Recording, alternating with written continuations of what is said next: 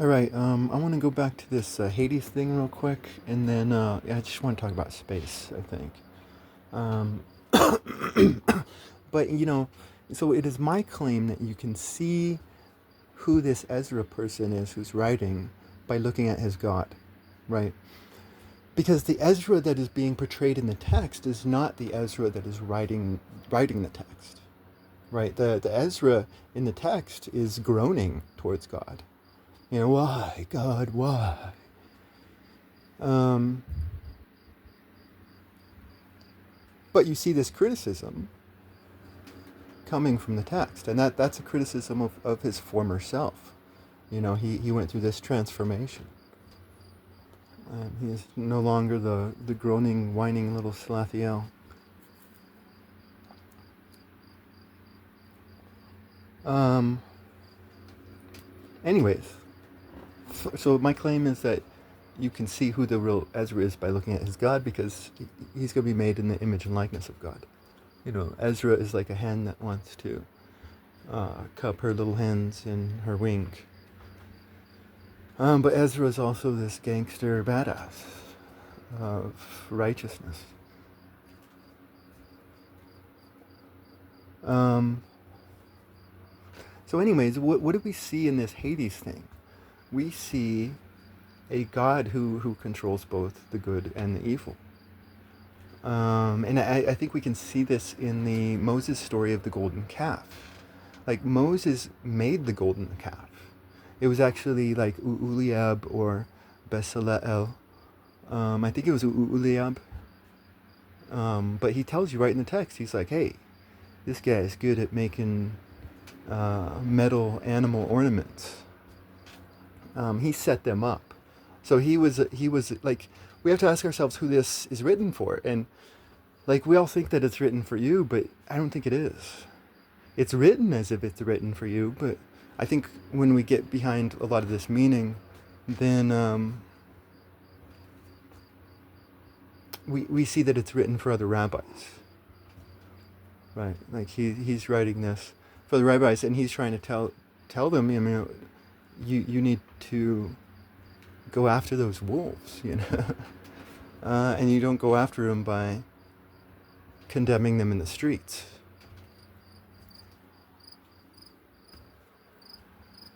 Um, and so I think that's one of the things that we see in this little riddle of Hades. Um,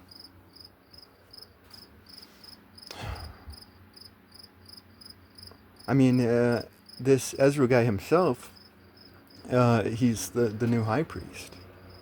So he's going to be controlling all of those who are for him and against him. Now, there could be some rogue ones who are against him who could kill him. I don't know how he ended up. Um, but, I think that's what we see in this passage. And again, this is not a polemic. This is, a book club. Like, I could be wrong on any of this. So let's talk.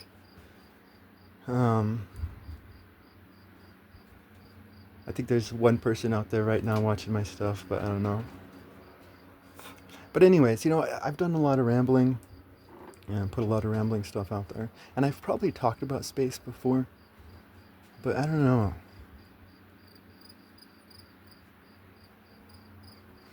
I mean, I think when it comes to space, there's just a lot of silliness out there. Now, I could be wrong. I believe that um, the I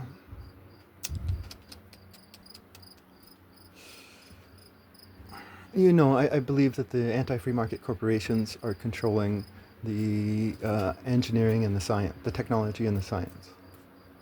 Um, so, I mean, like if you look at like historical science, you see these scientists fighting against this church that's trying to oppress them, and yet, I think today we're living through the biggest oppression of science and technology.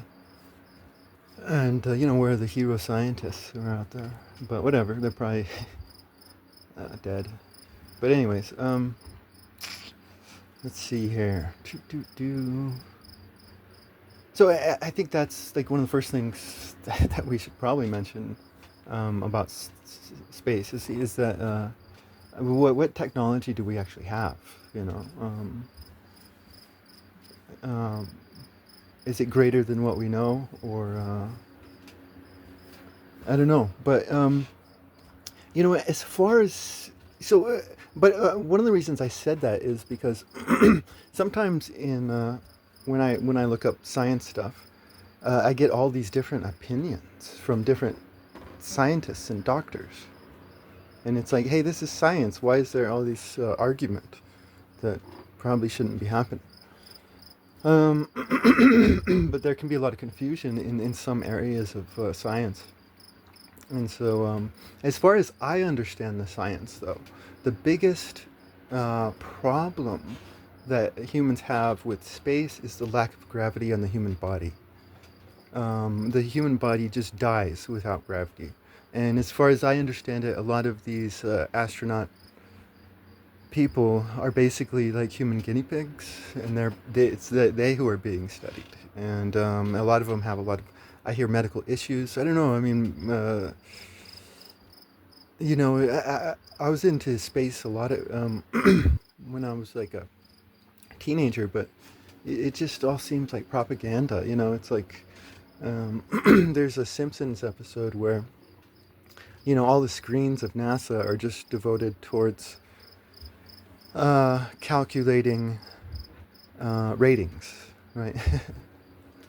And I don't know. That's kind of what we see in NASA. But I mean, that's a real problem if lack of gravity, if we haven't solved this yet. Maybe we have, but if we haven't solved this problem of lack of gravity on the human body, then we are gravity-bound creatures, right? And this idea of colonizing Mars is ridiculous, because Mars does not have the gravity that would be needed to sustain a healthy human life. Now, on the other hand, I hear Venus has a very similar gravity to Earth, right? And so all you need to do is terraform Venus, and I think that's a cool challenge for scientists out there and engineers to try to terraform Venus. But if you can get those pressures down and the heat down, I mean, maybe the first colonists could live in flying homes in the upper atmospheres, if the pressure's not too bad. And it's they who would be, the ones terraforming.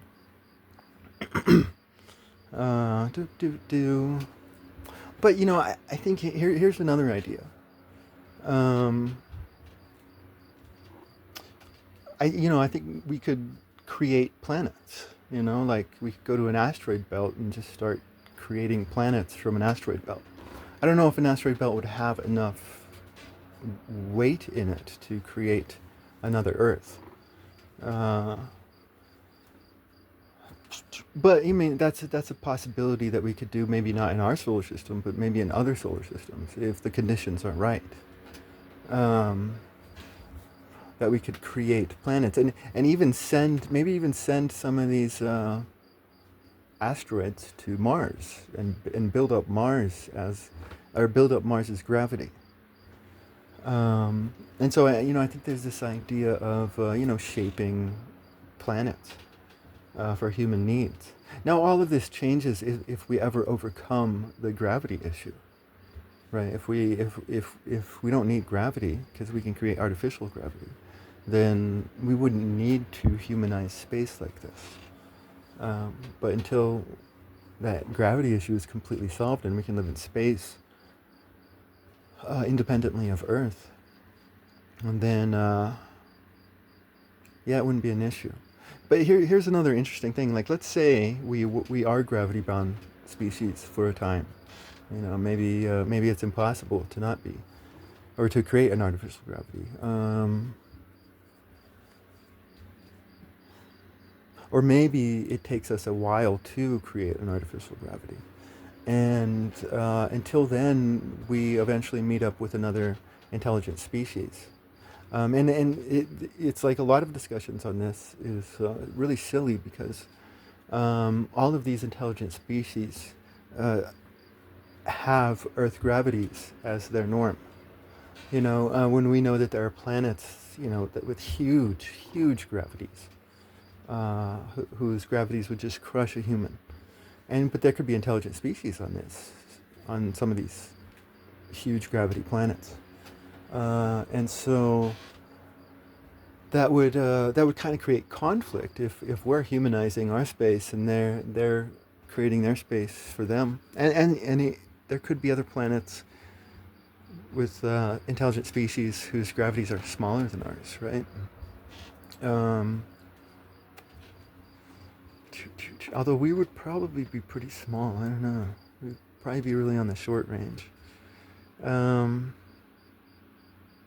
but again, if we can create our own gravity, then this wouldn't necessitate conflict between uh, us.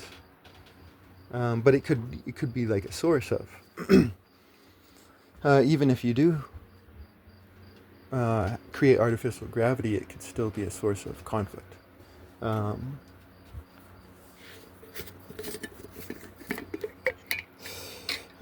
do.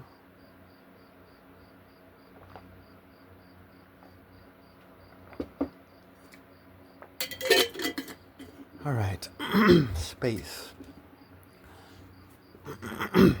Okay, here's another thing though. I mean, the first steps into space would actually be here on Earth, and it would be trying to create an environment that is independent of the above ground Earth, whether it's a home above ground or even trying to build an underground home or an underground city. Um, I mean, I think there's a lot of challenges, scientific challenges to being able to do that. And until we can do that, until we can like if our planet explodes for some reason, it hits, there's this asteroid that we can't divert and it hits us, boom, could we survive without that atmosphere and gravity? Could we survive independently of the above ground Earth? Um, and so that's the first challenges, and there's a lot of different science and technology challenges within that. The biggest one being you'd have to be able to recycle air somehow. But that would be a game changer because if you could recycle air, then people could live below ground here on Earth, and they could do so in safety without having to worry that somebody is going to capture their air hole up at the top and cut them off from air. Because there's just so much space underground. Now I know there's a point at which it gets too hot, but between that point and the surface, there's a lot of room. I think the above ground Earth could comfortably fit trillions. This, yeah, but whatever.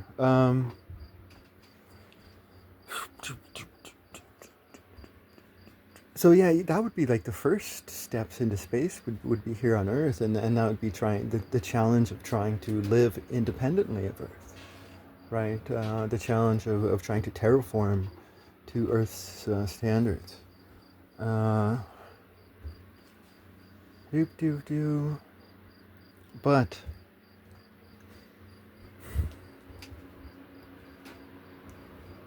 la la la la.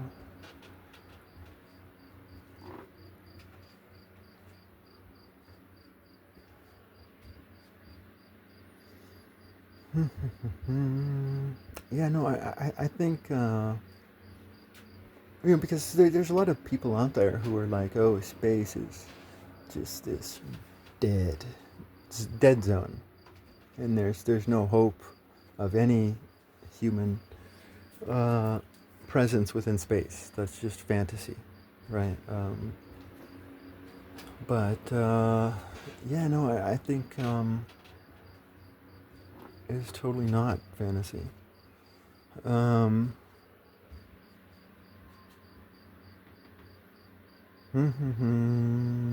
Anyways, you know what? I think that's about it for today. Goodbye.